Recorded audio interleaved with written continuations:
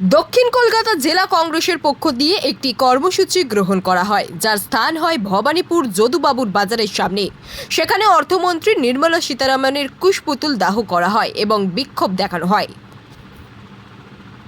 আমাদের বিক্ষোভ দক্ষিণ কলকাতা জেলা কংগ্রেসের পক্ষ থেকে বাজেটের বিরুদ্ধে, কেন্দ্রীয় বাজেটের বিরুদ্ধে আমাদের বিক্ষোভ।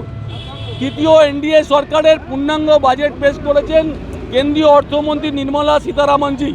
এই নির্মলা সীতারামনজিকে আমাদের প্রশ্ন যে আপনারা যে কেন্দ্রীয় বাজেট পেশ করেছেন সেই বাজেটে স্বাস্থ্য খাতে, শিক্ষা খাতে কোনো ব্যয় বরাদ্দ করা হয়নি।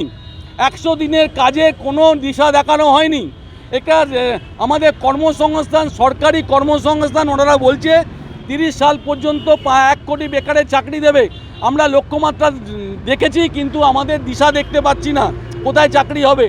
আজকে আপনারা জানেন যে পূর্বোদয় প্রকল্প বলে একটা প্রকল্প চালু করেছে অন্ধ্রপ্রদেশ, বিহার, উড়িষ্যা এবং পশ্চিমবঙ্গ নিয়ে।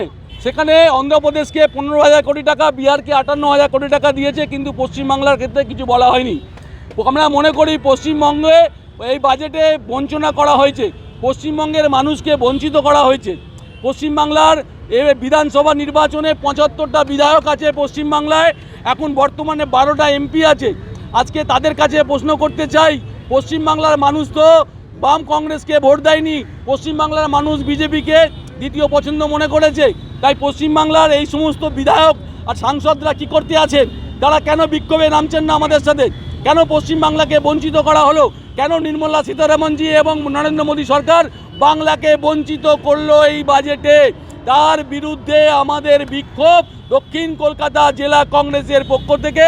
আজকে আমরা নির্মলা সীতারামনজির বিরুদ্ধে আমাদের বিক্ষোভ। এই বিক্ষোভ আর এই বাজেট কিছু নয়, এটা কুর্সি বাজাও বাজেট। যে নরেন্দ্র মোদী সরকার পঙ্গু সরকার, এই সরকার বেঁচে আছে দুটো স্ক্যাচের মধ্যে। একটা স্ক্যাচ নীতিশ কুমার, একটা স্ক্যাচ হচ্ছে চন্দ্রবাবু নাইডু। এই দুটো সরকারকে, দুজন নেতাকে হাতে রাখার জন্য এই বাজেট। আমরা মনে করি এটা কুর্সি বাঁচাও বাজেট।